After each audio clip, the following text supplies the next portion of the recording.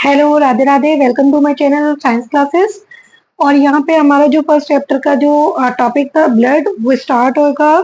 तो यहाँ पे मैंने 3 मेन पॉइंट्स लिखे हुए हैं। First is it is of red colour liquid, second is it is a connective tissue, and third it consist of 4 main things. ठीक है, तो ब्लड आपको सबसे पहले पता है कि ब्लड हमारा एक रेड कलर का लिक्विड होता है। अब यहाँ पे क्वेश्चन आता है कि why it is of red colour. Red colour इसकी वजह से होता है क्योंकि इसमें हीमोग्लोबिन नाम का HAE है। हीमोग्लोबिन नाम का इसमें पिगमेंट प्रेजेंट रहता है। इस हीमोग्लोबिन की वजह से जो ब्लड है उसका कलर कैसा होता है? रेड होता है। ठीक है, अब इसमें जो हीमोग्लोबिन होता है ये ऑक्सीजन का करियर होता है। It is a career of oxygen. जो हमारी बॉडी में मेनली ऑक्सीजन कैरी की जाती है ना, वो हीमोग्लोबिन की वजह से होता है। एक मॉलिक्यूल जो होता है हीमोग्लोबिन का एक मॉलिक्यूल वो 4 मॉलिक्यूल ऑफ ऑक्सीजन को एक बार में कैरी करता है। ठीक है, सेकंड ये एक कनेक्टिव टिश्यू है। यस, क्योंकि ये हमारी बॉडी में एक से दूसरे मटेरियल को ट्रांसपोर्ट करता है, कनेक्ट करता है। ये हमारी बॉडी में सर्कुलेट कर मतलब चीजों को सर्कुलेट कराने में हेल्प करता है ब्लड। ठीक है, अभी यहाँ पे एक क्वेश्चन है कि यहाँ पे जो sorry it consist of 4 things.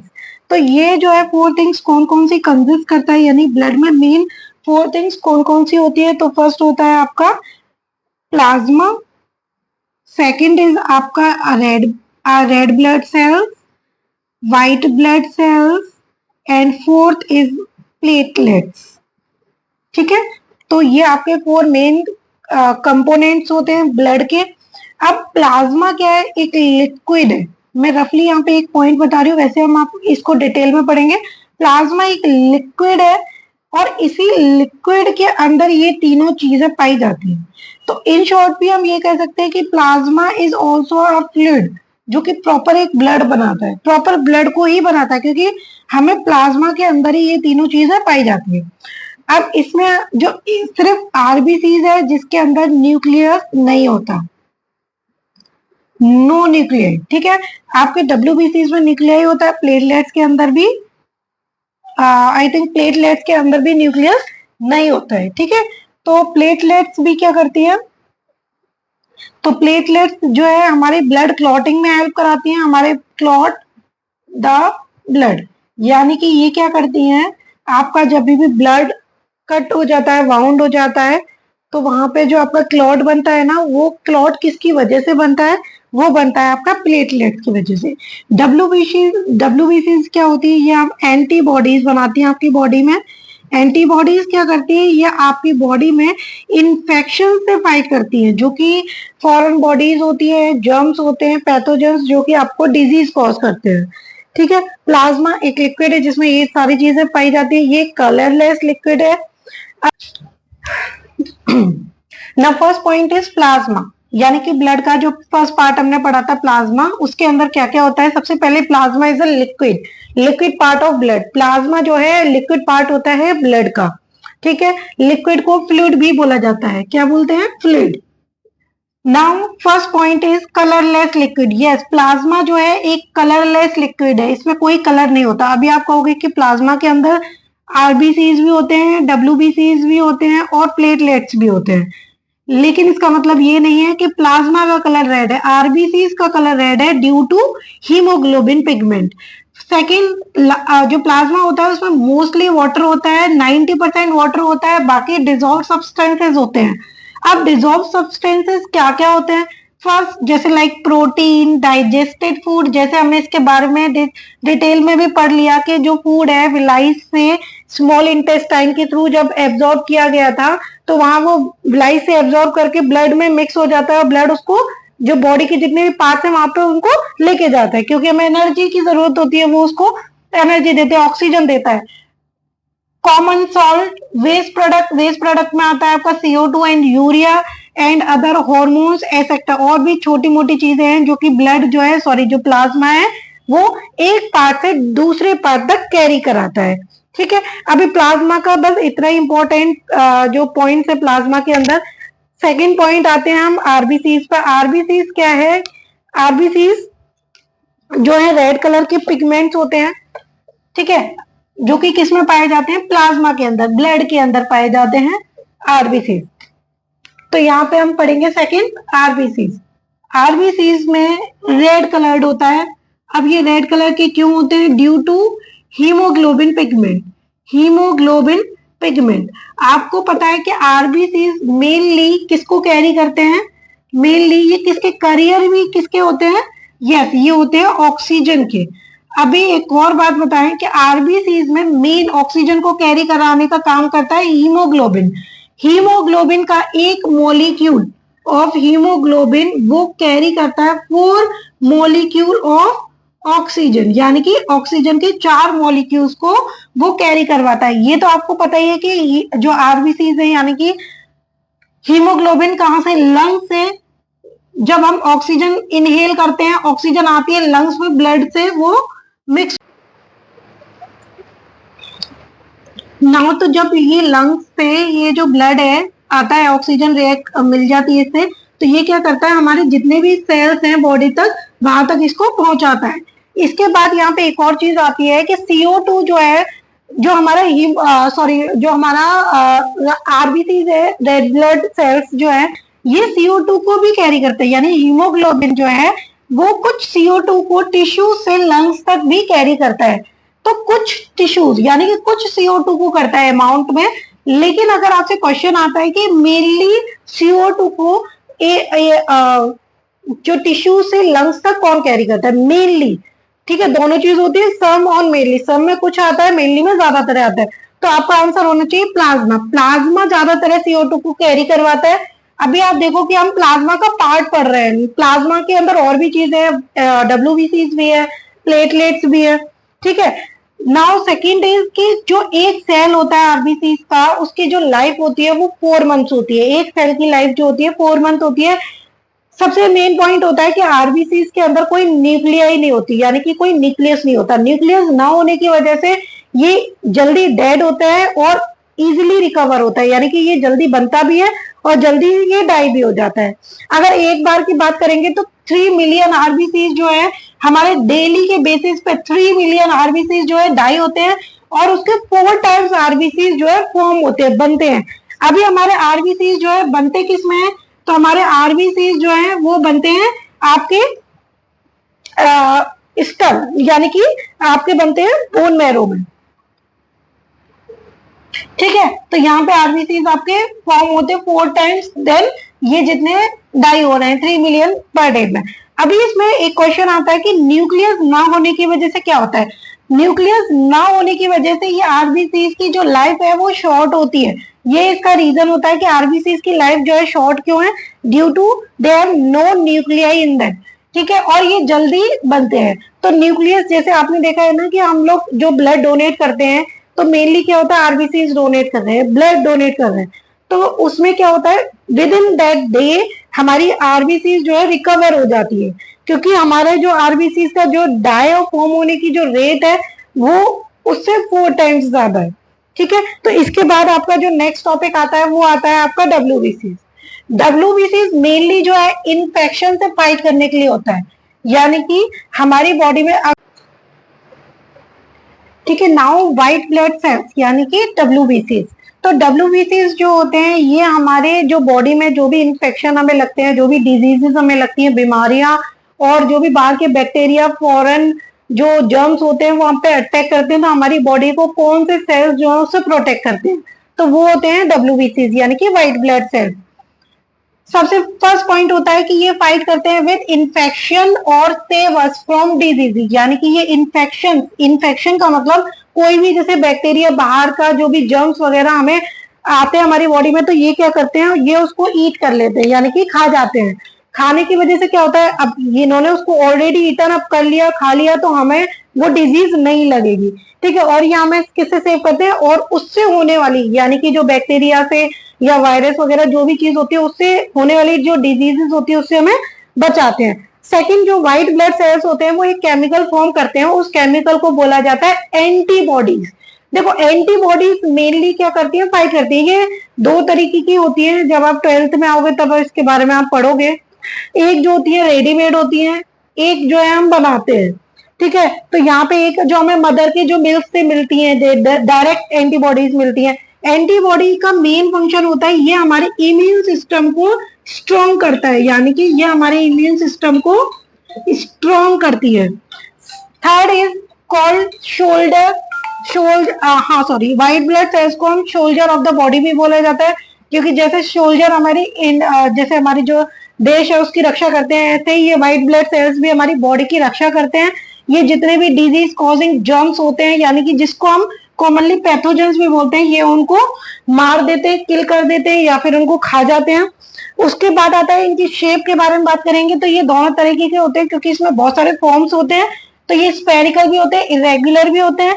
Yes, इसके अंदर न्यूक्लियाई होती है, आरबीसी के अंदर न्यूक्लियाई नहीं होती थी, न्यूक्लियाई और होती भी है। और इसकी जो संख्या होती है ना, एज कंपेयर टू आरबीसी के कंपैरिजन डब्ल्यूबीसी की जो संख्या होती है वो काफी ज्यादा होती है, यानी कि डब्ल्यूबीसी जो होते हैं वो बहुत ज्यादा कम होते हैं एज कंपेयर टू आरबीसी। तो अभी आपका थर्ड टॉपिक है लास्ट आपने, तो ये लास्ट पॉइंट है आपका ब्लड के प्रॉपर्टीज में, ये है आपका प्लेटलेट्स। तो यहाँ पे मैंने कुछ इंपॉर्टेंट पॉइंट्स लिखे हुए हैं। First is they are tiny fragments. Yes, platelets जो होते हैं आपके कहेंगे कि आपके जो बोन मैरो में जो सेल्स पाए जाते हैं उसका ही एक स्पेशल जो है पार्ट होता है। ये बहुत ही ज्यादा छोटे होते हैं, टिनी फ्रेगमेंट्स के फॉर्म में ये पाए जाते हैं। Formed in bone marrow. Yes, ये जो प्लेटलेट्स होते हैं जो हमने आरबीसी भी पढ़े थे वो भी बोन मैरो में फॉर्म्ड हो रहे थे। यहाँ पर प्लेटलेट्स जो है वो भी आपके बोन मैरो में फॉर्म्ड होते हैं। ठीक है। Next is they do not have nuclei. Yes, like RBC platelets भी उनके अंदर भी कोई न्यूक्लियाई नहीं होती है। Fourth point is it helps in coagulation of blood. Yes, ये ब्लड को कोएगुलेट करने में हेल्प करता है। आपका कोई भी कट लग जाता है, इन अ कट, यहाँ पे आप चाहे तो लिख सकते हैं इन अ कट, या फिर आप इसको वाउंड भी बोलते हैं। ठीक है। जब हमारे किसी फिंगर में कट लग जाता है तो आप देखते हो कि ये क्या करता है, हमारे जो ब्लड है उसको थिक करता है। जो इसका लिक्विड फॉर्म होता है ना, जितना उसकी कंसिस्टेंसी बहुत ज्यादा पतली होती है उसको वो क्या करता जाता है, थिक करता जाता है। जिस वजह से क्या होता है, आपका वहां पे जो ब्लड है, ब्लीडिंग है वो रुक जाती है, और रुकने के बाद क्या होता है, वहां पे एक क्लॉट फॉर्म होता है।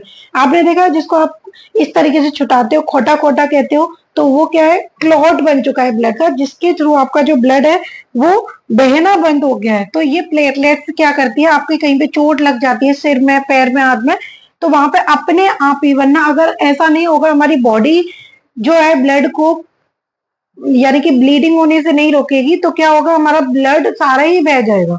ठीक है। इसके बाद आते हैं हमारे फंक्शंस ऑफ ब्लड पे। जो ब्लड के देखो मेन जो है, ब्लड के 3 फंक्शंस होते हैं मेन। ये मैं जो भी आपको पढ़ा रही हूँ, आपका एनसीईआरटी का लेके पढ़ा रही हूँ मैं आपको। तो ब्लड के main functions of blood, main functions of blood.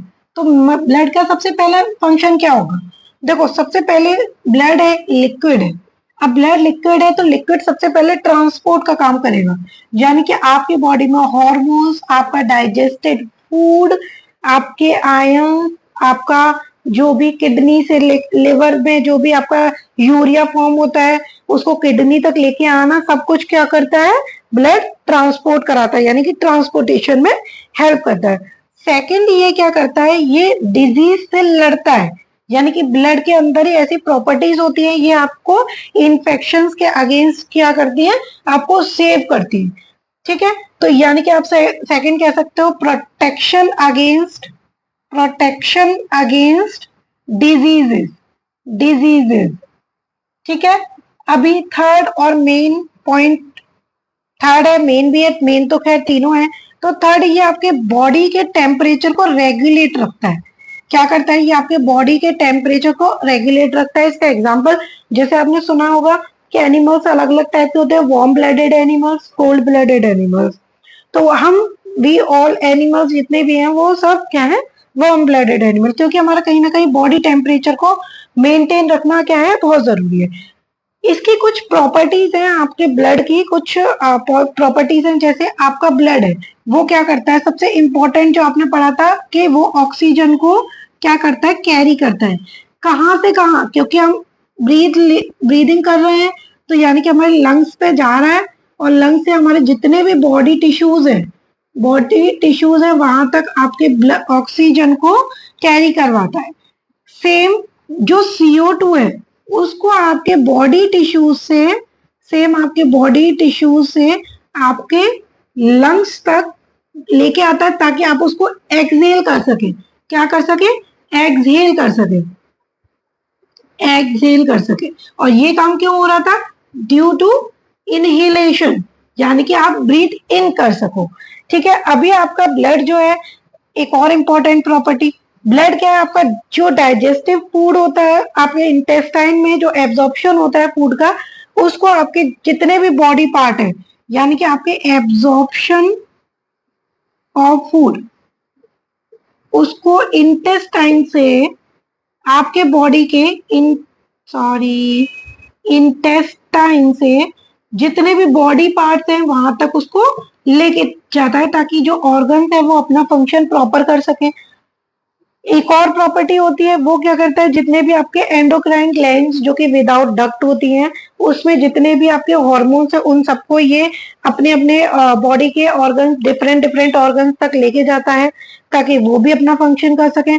Same for urea को ये लिवर में यूरिया बनता है और ये किडनी तक उसको एक्सक्रीट कराने के लिए किडनी तक उसको ट्रांसपोर्ट करता है। ठीक है, ब्लड जो है हमारी बॉडी से, मैंने आपको यहाँ पे बता दिया, डिजीज से अगेंस्ट, यानी कि हमें कोई डिजीज ना हो जाए उससे हमें सेव करता है। ठीक है, हमारे बॉडी को टेम्परेचर को रेगुलेट रखता है, हमारी जो जितनी भी, ताकि हमारी जितनी भी ब्लड कैपिलरीज है ना हमारी स्किन में, वो हमारी बॉडी को क्या कर सके, उसका जो टेम्परेचर है उसको कांस्टेंट रख सके। कांस्टेंट कितना रहता है हमारा? 37 डिग्री सेल्सियस। ठीक है, तो यहाँ पे ये आपका ब्लड जो है वो पूरा कंप्लीट टॉपिक हो जाता है। इसके बाद आते हैं हम ट्रांसपोर्ट इन ह्यूमन। हमारी बॉडी में ट्रांसपोर्ट क्या होता है? ब्लड होता है।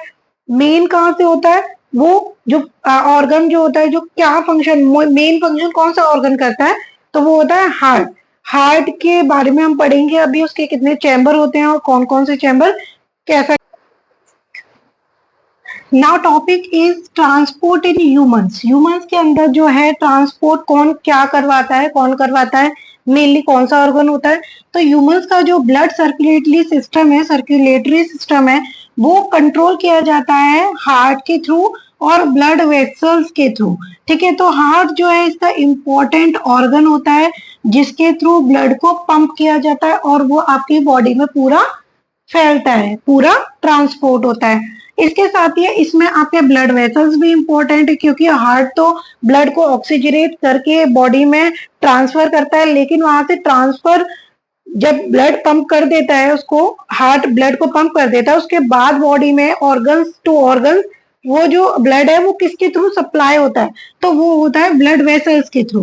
ब्लड वेसल्स के कुछ पार्ट्स होते हैं जो अलग अलग यहाँ पे डिस्क्राइब किए, क्योंकि आपका जो ब्लड है वो सबसे पहले टिश्यूज के पास जाता है, ऑक्सीजनेटेड ब्लड जाता है, उसके बाद टिश्यूज से डीऑक्सीजनेटेड ब्लड जो है आपके हार्ट के पास आ रहा है। यानी कि ये दोनों डिफरेंट काम है। एक ब्लड वेसल्स जो है ऑक्सीजनेटेड ब्लड को कैरी कर रही हैं, एक ब्लड वेसल्स जो है डीऑक्सीजनेटेड ब्लड को कैरी कर रही हैं।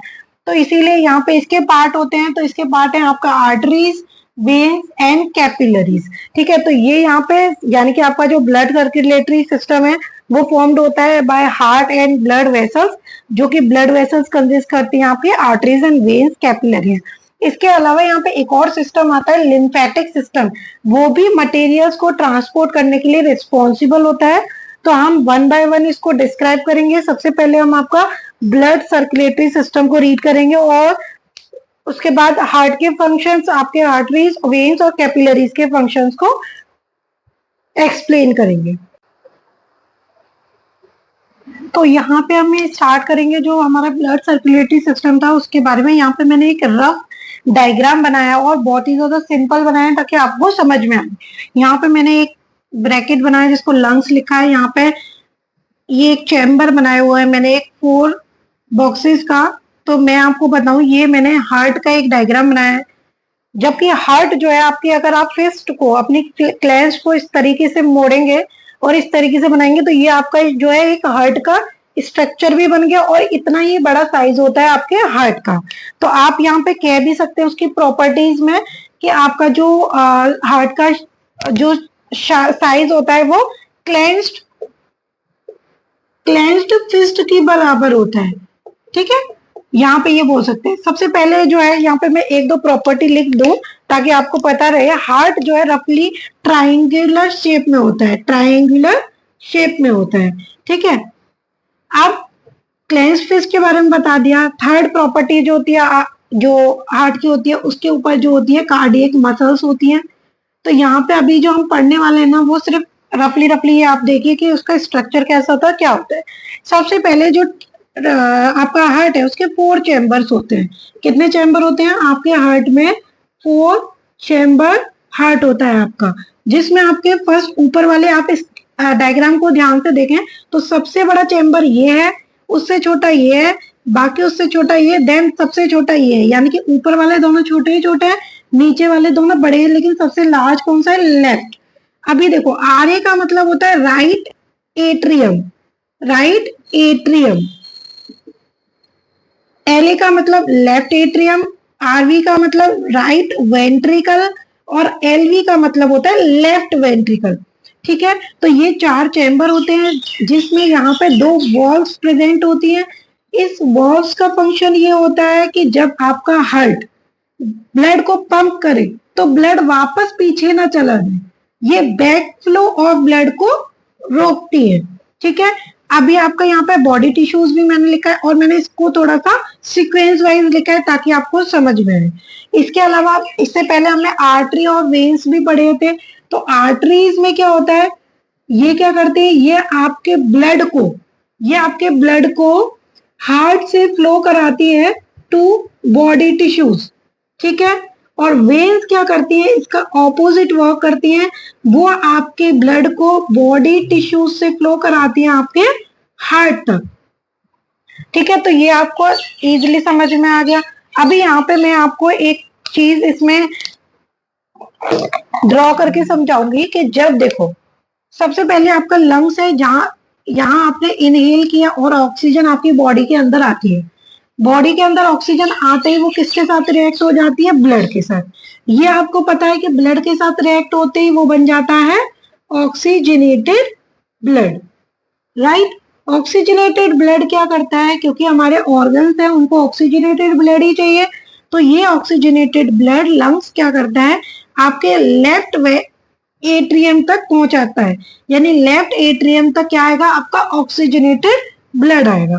यहां से होते हुए वो पहुंचता है आपके लेफ्ट वॉल्स के थ्रू, वो लेफ्ट वेंट्रिकल पे पहुंचता है। इसकी वॉल जो होती है बहुत ज्यादा थिक होती है। इसकी वॉल क्या होती है, बहुत ज्यादा, यानी कि सबसे ज्यादा थिक इसकी वॉल्स होती है। उसका रीजन क्या होता है, क्योंकि ये लेफ्ट वेंट्रिकल ही रिस्पॉन्सिबल होता है आपकी बॉडी में ब्लड को प्रेस करने में, यानी कि पंप करने में। सबसे ज्यादा क्या आपकी बॉडी में जितना भी ब्लड पंप होता है ना, वो सिर्फ आपके लेफ्ट वेंट्रिकल से ही होता है। ठीक है, तो अभी यहाँ पे कौन सा ब्लड आया है, हमने इसको शॉर्ट में लिख दिया ऑक्सीजनेटेड ब्लड। अब ऑक्सीजनेटेड ब्लड यहाँ पे ये इसकी मसल्स जब कॉन्ट्रैक्ट करेंगी, हमारा जो हार्ट है वो कॉन्ट्रैक्ट और रिलैक्स ये 2 स्टेप करता है। अभी जब ऑक्सीजनेटेड ब्लड यहाँ आ गया तो यहाँ पे भी आपके वॉल्स प्रेजेंट है, याद रखना। ठीक है, अब ये वॉल क्या करेगी, इसको बोलते हैं एओर्टा। एओर्टा ये क्या करता है, ये आपकी बॉडी में ऑल ओवर द बॉडी, यानी कि जितने भी ऑर्गन है वहां तक आपके ऑक्सीजनेटेड ब्लड को लेके जाता है। यानी कि यहाँ पे आर्टरीज वर्क करेंगी अपना। अब यहाँ बॉडी टिश्यूज में मैंने आपको पहले वीडियो में बताया था कि यहाँ पे CO2 रिच होता है, ऑक्सीजन कम होता है। ठीक है, तो अब क्या होगा, आपका जो हीमोग्लोबिन और प्लाज्मा, मैंने आपको उसका फंक्शन बताया था कि वो CO2 को भी कैरी करती है ताकि वो आपकी बॉडी से एक्सेल हो जाए।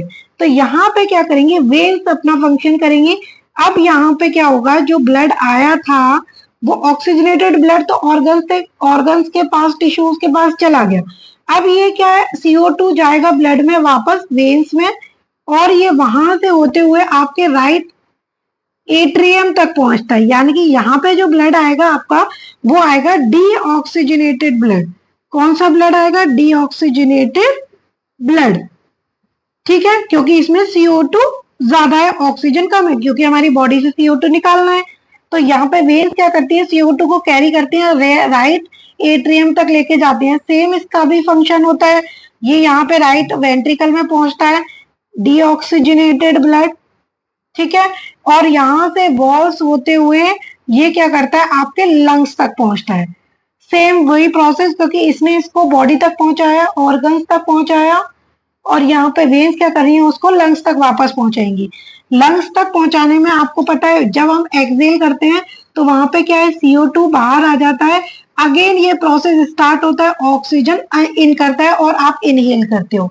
यानी कि आप देख रहे हो ये कितना लंबा प्रोसेस है और ये कितने सेकंड्स में ये वर्क करता है। और आपका एक जो कार्डियक साइकिल चली, यानी कि कार्डियक साइकिल में सिर्फ यहाँ से फंक्शन होएगा, आपकी बॉडी लेफ्ट एट्रियम के थ्रू ऑक्सीजनेटेड ब्लड आया, टिश्यूज में गया, ऑर्गन्स तक पहुंचा, वापस से CO2 यानी कि डीऑक्सीजनेटेड ब्लड राइट एट्रियम तक पहुंच जाएगा, ये यहाँ से निकलेगा और ये कार्डियक साइकिल होगी। कार्डियक साइकिल सिर्फ 0.8 सेकंड की होती है। कार्डियक साइकिल सिर्फ 0.8 सेकेंड्स की होती है। और ये मैंने बहुत ही सिंपल आपको इसके स्ट्रक्चर में समझाया ताकि आपको इजीली इसको समझ में आ सके। अगर मैं आपका प्रॉपर डायग्राम बनाती तो शायद हो सकता है यहाँ पे आपको समझ में नहीं आता। ठीक है, अभी यहाँ पे क्वेश्चन है कि कैपिलरीज, याद रखना आर्टरीज की जो वॉल्व होती हैं वो थिक होती है, क्योंकि यहाँ पे कुछ प्रॉपर्टीज भी हैं इनकी। इनकी जो वॉल्स होती हैं, इनकी जो वॉल होती है वो क्या होती है? थिक। उसका रीजन ये है क्योंकि ये ब्लड को पंप करती है और ऑर्गन्स तक लेके जाती है। पंप कर रही है ताकि ये फट ना जाए और प्रॉपर ब्लड जो है ऑर्गन्स तक पहुंच जाए आपका। ठीक है, लेकिन जो वेन्स है इसके अपोजिट, इसका जो वॉल होती है वो थिन होती है, क्योंकि यहाँ पे पंपिंग का वर्क नहीं हो रहा है, यहाँ पे सिर्फ उसको CO2 को लेके आना है और आपके हार्ट और लंग्स तक उसको ट्रांसपोर्ट करवाना है। ठीक है, तो यहाँ पे एक और चीज देखो कि एओर्टा, मैंने आर्टरीज के बारे में बताया, लेकिन एक्सेप्ट वन, ये क्या होता है? यहाँ पे जो राइट वेंट्रिकल से अटैच होता है इसको कहते हैं वॉल्स को पल्मोनरी आर्टरी। पल्मोनरी आर्टरी, ठीक है, ये ऐसी आर्टरी होती है जो डीऑक्सीजनेटेड ब्लड को कैरी करती है टू लंग्स तक।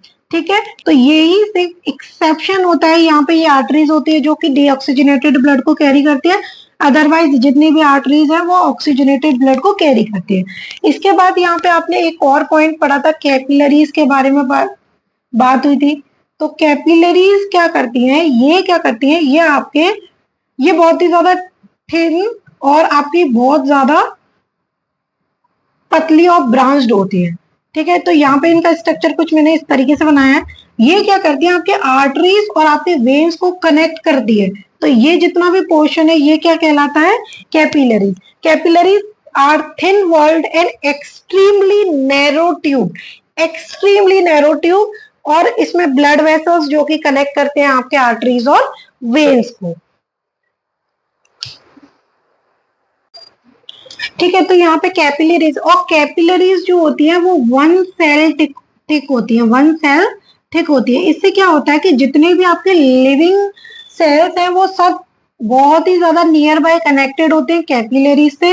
और कैपिलरीज वन सेल थिक होने के रीजन, इसका ये रीजन है ताकि इसके अंदर एब्जॉर्प्शन और मटेरियल जो है डिजोल्व इजिली हो सके। अगर आपका CO2 आपके टिश्यूज में प्रेजेंट है तो वो इजिली आपके जो है एक्सचेंज हो जाए और CO2 बाहर आ जाए, ऑक्सीजन अंदर आ जाए।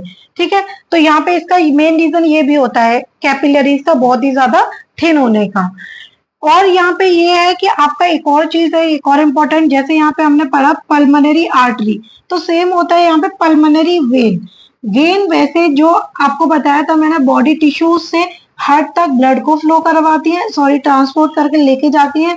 यहाँ पे जो पल्मोनरी वेन है, पल्मोनरी जो वर्ड है वो लंग्स से कनेक्ट होता है, साइंटिफिक नेम जो कनेक्टेड टू द लंग्स। तो जो पल्मोनरी वेन्स हैं वैसे तो वो डीऑक्सीजनेटेड ब्लड कैरी कराती है, लेकिन यहाँ पे एक्सेप्शन है, ये यहाँ पे ऑक्सीजनेटेड ब्लड को लंग से लेफ्ट एट्रियम तक लेके आती है।